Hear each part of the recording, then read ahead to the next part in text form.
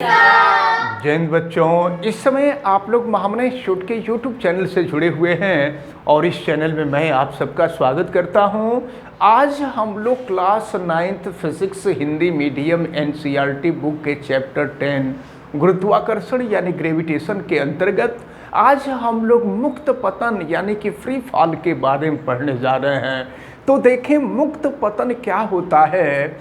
जब कोई भी पिंड स्वतंत्रता पूर्वक पृथ्वी के गुरुत्वाकर्षण के अंतर्गत गिरता है तो इस प्रकार के पतन को ही हम मुक्त पतन यानी फ्री फॉल कहते हैं। और हम आपको ये भी बता दें कि जब कोई भी पिंड ऊपर से नीचे के तरफ गुरुत्वाकर्षण के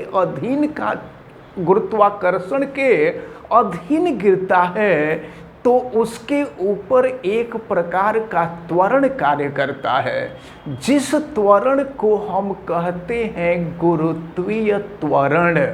और गुरुत्वीय त्वरण को हम स्मॉल g से प्रदर्शित करते हैं।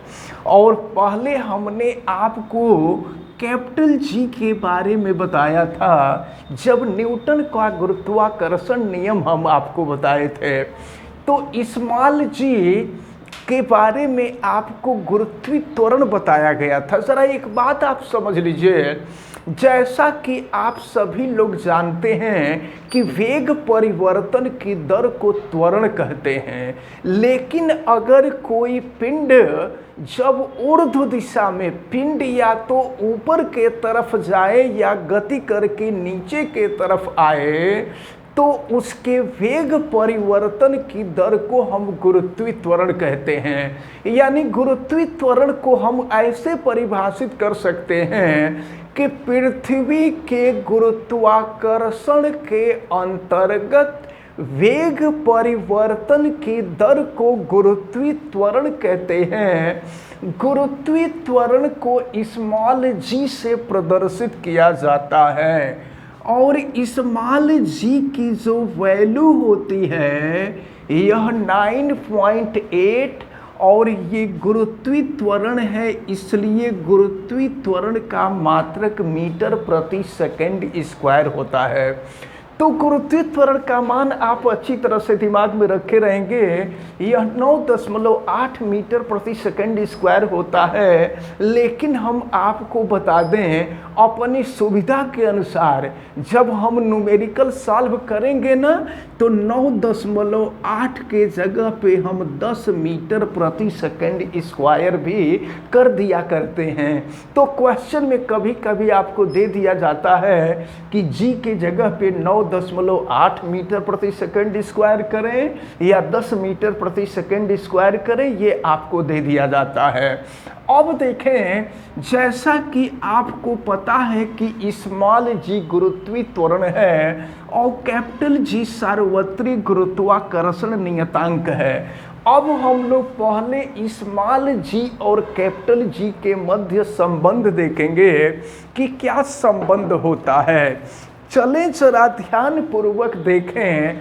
हम मान लेते हैं कि यह पृथ्वी है और पृथ्वी का आकार लगभग गोलाकार होता है, ये हमको पता है। और देखिए, पृथ्वी का जो द्रव्यमान, पृथ्वी गोलाकार है और किसी भी गोले का द्रव्यमान जो होता है उसके केंद्र पर काम करता है। तो गोले का द्रव्यमान ये है, गोले का केंद्र ये है और हम मान लेते हैं कि पृथ्वी का द्रव्यमान कैपिटल M है जो पृथ्वी के केंद्र पर कार्य कर रहा है। और पृथ्वी की त्रिज्या को हम कैपिटल R मान लेते हैं और हम मान ले रहे हैं कि पृथ्वी की सतह पर यहाँ स्मॉल m द्रव्यमान का कोई पिंड रखा गया है। तो आपको ये मालूम है कि जब कहीं दो पिंड होते हैं ना, तो दो पिंडों के मध्य गुरुत्वाकर्षण बल काम करता है। अगर कार्य करने वाला गुरुत्वाकर्षण बल F हो, तो हम लोगों ने देखा था न्यूटन का गुरुत्वाकर्षण नियम F इज इक्वल टू हुआ करता था G capital M small m और अपान हुआ करता था उनके बीच की दूरी हुआ करती थी स्मॉल d, और इसका स्क्वायर हुआ करता था। यही फार्मूला हम लोगों ने देखा था। अब यहाँ से अगर देखें F is equal to G और देखें पृथ्वी का द्रव्यमान है कैपिटल M और फिर इस पिंड का द्रव्यमान है स्मॉल m, और इन दोनों के बीच यानी यह पृथ्वी का द्रव्यमान उसके केंद्र पर काम कर रहा है और पिंड उसकी सतह पर है, तो इनके बीच की जो दूरी होगी, दोनों पिंडों के बीच की जो दूरी होगी वो वृत्त की त्रिज्या के बराबर होगी। और वृत्त की जो त्रिज्या यानी पृथ्वी की त्रिज्या कैपिटल R है, तो ये R स्क्वायर हो जाएगा। इसको हम समीकरण नंबर 1 मान लें। अब देखिए जब यहाँ पर पिंड रखा गया है, तो कहीं भी कोई पिंड रखा जाता है ना, तो उसके ऊपर उतना ही बल काम करता है जितना उसका भार होता है। और आपको मालूम है भार बल के बराबर होता है। जब किसी पिंड के द्रव्यमान में गुरुत्वीय त्वरण का गुणा कर देते हैं तो उसका भार निकल जाता है और भार बल के बराबर होता है। इसको भी आप दिमाग में रख के रहिएगा। ये है आपका समीकरण नंबर 2। अब देखें दोनों समीकरणों की हम तुलना करेंगे, तो दोनों का लेफ्ट साइड देखिए, दोनों का लेफ्ट साइड बराबर है, तो अगर लेफ्ट बराबर है तो राइट भी बराबर हो जाएगा। अब हम दोनों के राइट को बराबर कर दें तो ये हो जाएगा, देखें mg इज इक्वल टू हो जाएगा capital G capital M small m upon हो जाएगा R का स्क्वायर। अब जरा देखें स्मॉल m से स्मॉल m कैंसिल हो जाएगा और यह small g is equal to Gm upon R square. तो ये जो आप संबंध देख रहे हैं यह स्मॉल g और कैपिटल G के मध्य संबंध है। यह महत्वपूर्ण संबंध है। आपसे कई बार पूछा गया है एग्जाम में कि स्मॉल g और कैपिटल G के मध्य संबंध स्थापित कीजिए। अब देखें हमने आपको बताया था कि स्मॉल g का मान 9.8 मीटर प्रति सेकंड स्क्वायर होता है। हम यहाँ से चाहें तो कैपिटल G का मान, M का मान और R का मान रख करके हम स्मॉल g की गणना कर सकते हैं। तो देखें कैपिटल G का जो मान होता है यह 6.67 गुणे 10 का घात ऋण 11 न्यूटन मीटर स्क्वायर प्रति किलोग्राम स्क्वायर होता है। इसका मान आपको अच्छी तरह से याद रखना होगा। लेकिन जानते हैं इसमें क्या किया जाता है? यह जो 7 है यह 5 से बड़ी संख्या है, तो बड़ी संख्या है तो उसको 1 मानकर उसके पहले वाले में जोड़ देते हैं, तो 6 में जोड़ देते हैं तो 6.7 हो जाता है। अब इसके बाद कैपिटल M जो है यह पृथ्वी का द्रव्यमान है, और याद रखे रहिएगा पृथ्वी का द्रव्यमान 6 × 10⁻24 किलोग्राम की है। पृथ्वी इतने ही किलोग्राम की है, इसको आप याद रखे रहिएगा। 6 × 10⁻24 किलोग्राम। जब आप इंटरमीडिएट में जाएंगे ना, तो इंटरमीडिएट में हम पृथ्वी का द्रव्यमान निकालेंगे कि कैसे पृथ्वी का द्रव्यमान इतना होता है, निकाल करके हम आपको बताएंगे। और पृथ्वी की जो त्रिज्या होती है यह 6400 किलोमीटर है, इसको भी याद रखे रहिएगा।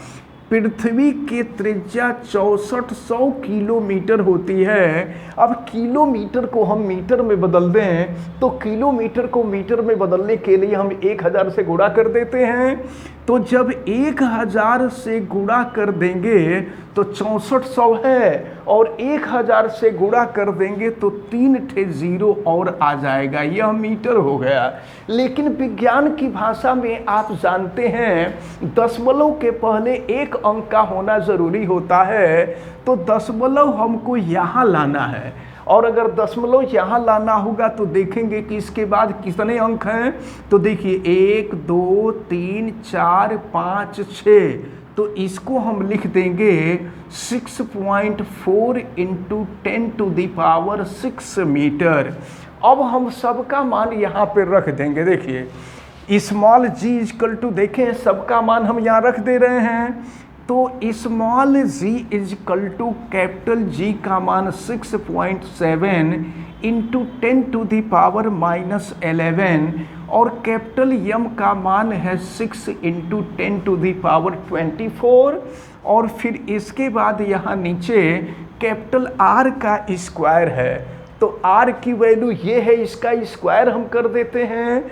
तो 6.4 का स्क्वायर करेंगे तो 6.4 गुणे 6.4 हो जाएगा, और 10 का घात 6 का वर्ग करेंगे तो घात का घात में गुणा हो जाता है, ये हो जाएगा 10 का घात 12।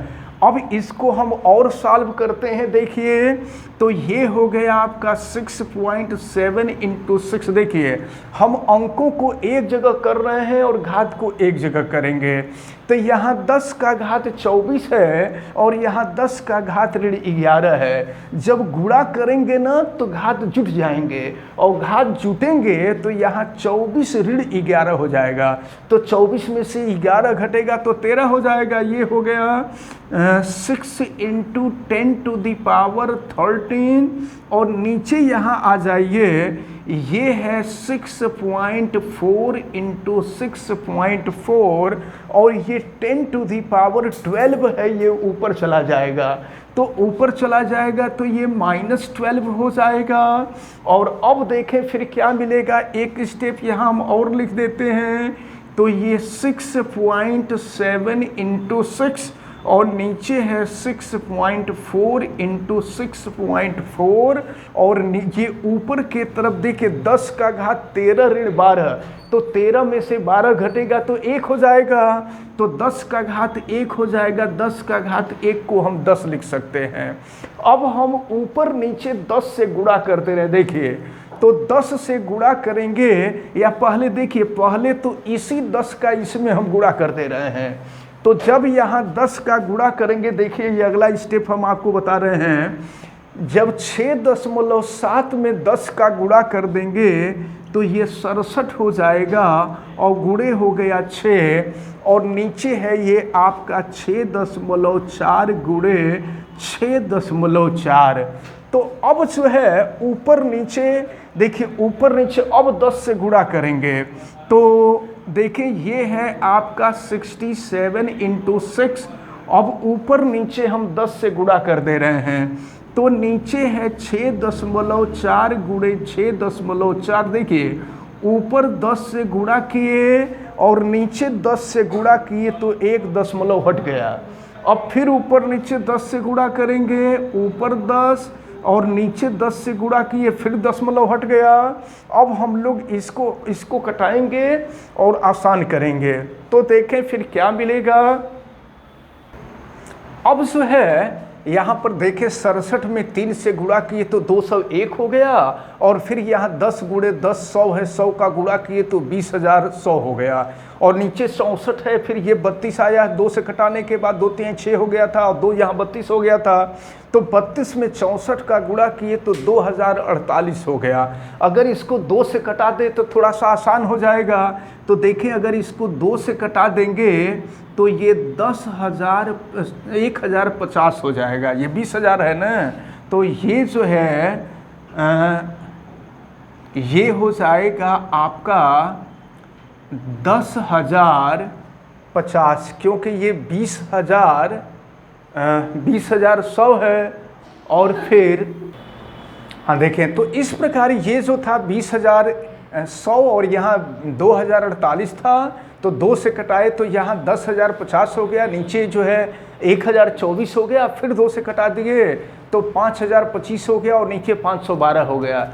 जब इसमें हम भाग दे देंगे ना तो ये वैल्यू आपका 9.8 आ जाएगा, 9.8 हो जाएगा। तो 9.8 मीटर पर सेकेंड स्क्वायर, इसको आप अच्छी तरह से याद रखे रहेंगे। यहाँ से गुरुत्वीय त्वरण स्मॉल जी के मान का हमने परिकलन कर लिया और इस प्रकार हमें उम्मीद है कि ये मुक्त पतन और फिर गुरुत्वीय त्वरण के मान की गणना करना या गुरुत्वीय त्वरण के मान का परिकलन और इसके पहले स्मॉल जी और कैपिटल जी के मध्य जो हमने रिलेशन निकाला था, ये सारी चीज़ें आज आपको समझ में आई होंगी। आप वीडियो को लाइक ज़रूर कीजिएगा और अगर चैनल पे नए हैं तो चैनल को सब्सक्राइब भी कीजिए। आप बेल आइकन को भी प्रेस करें, वीडियो को मैक्सिमम स्टूडेंट तक शेयर करें और अगर किसी प्रकार की कोई दिक्कत समझ में आती है तो आप हमें कमेंट करके ज़रूर बतावें। आप सभी लोगों का बहुत बहुत धन्यवाद। जय हिंद।